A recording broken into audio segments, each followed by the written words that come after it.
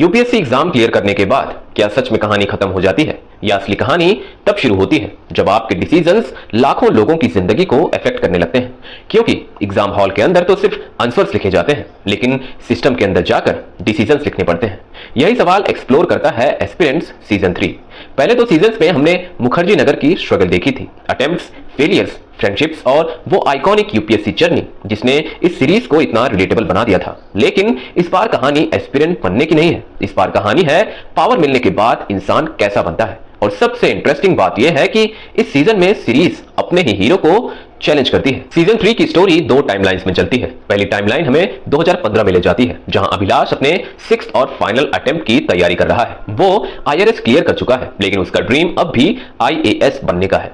मुखर्जी नगर की वही crowded streets, coaching culture, pressure और कंपटीशन फिर से देखने को मिलती है।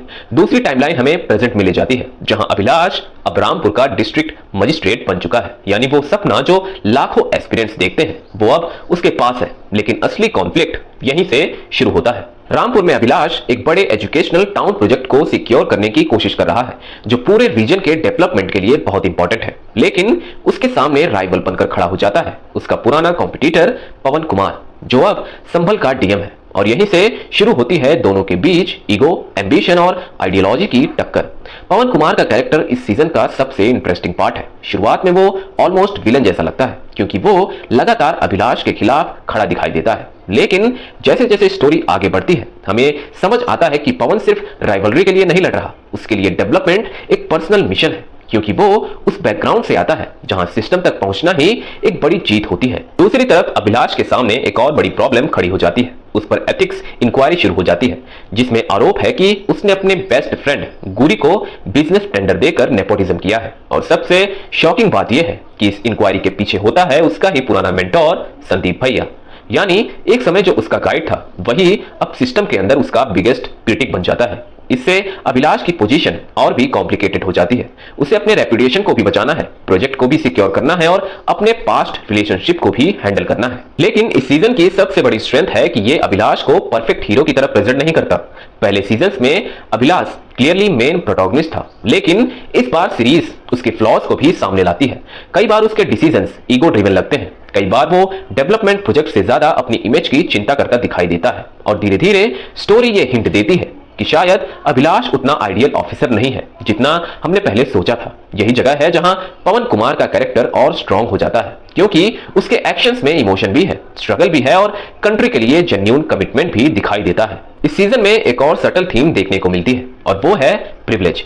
अभिलाष के पास सपोर्टिव फ्रेंड्स हैं, फैमिली फाइनेंशियल सपोर्ट देती है, टीचर्स उसे मोटिवेट करते हैं, और दीपा जैसी पार्टनर है जो उसे हमेशा याद दिलाती रहती है कि वो सिस्टम को बदलना चाहता है। यानी उसके पास वो सेफ्टी नेट है जो हर एस्पिरेंट के पास नहीं होता। दूसरी तरफ पवन जैसे कैरेक्टर्स सिस्टम तक पहुंचने के लिए दुगनी मेहनत करते हैं।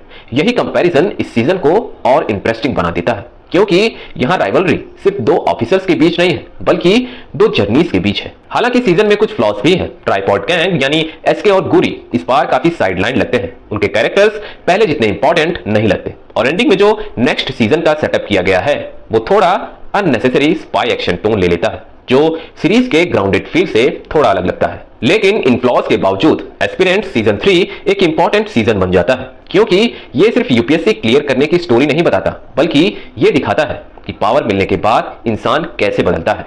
ये सीजन हमें ये भी याद दिलाती है कि एग्जाम क्लियर करना सिर्फ शुरुआत है, असली परीक्षा उसके बाद शुरू होती है। क्योंकि सिस्टम के अंदर जाकर सही डिसीजन लेना, ईगो से ऊपर उठना और सच में डेवलपमेंट के लिए काम करना, यही असली चैलेंज है। और शायद यही इस सीजन का सबसे बड़ा मैसेज भी है। यूपीएससी जर्नी को हम अक्सर एक हैप्पी एंडिंग की तरह देखते हैं, जैसे एग्जाम क्लियर होते ही लाइफ परफेक्ट हो जाती है। लेकिन एस्पिरेंट सीजन 3 हमें याद दिलाता है कि असली कहानी उसके बाद शुरू होती है, क्योंकि चेंज लाने का सपना हर एस्पिरेंट देखता है, लेकिन जब पावर मिलती है तब पता चलता है कि सिस्टम को बदलना आसान है या खुद को बचाए रखना। और शायद यही वजह है कि एस्पिरेंट्स अब सिर्फ अटेम्प्ट्स और रिजल्ट्स की कहानी नहीं रही, ये एम्बिशन, ईगो और रिस्पॉन्सिबिलिटी की कहानी बन चुकी है। बाकी आप अपना ओपिनियन कमेंट में जरूर बताना। See you in the next video. तब तक keep watching, keep loving cinema with Puneet.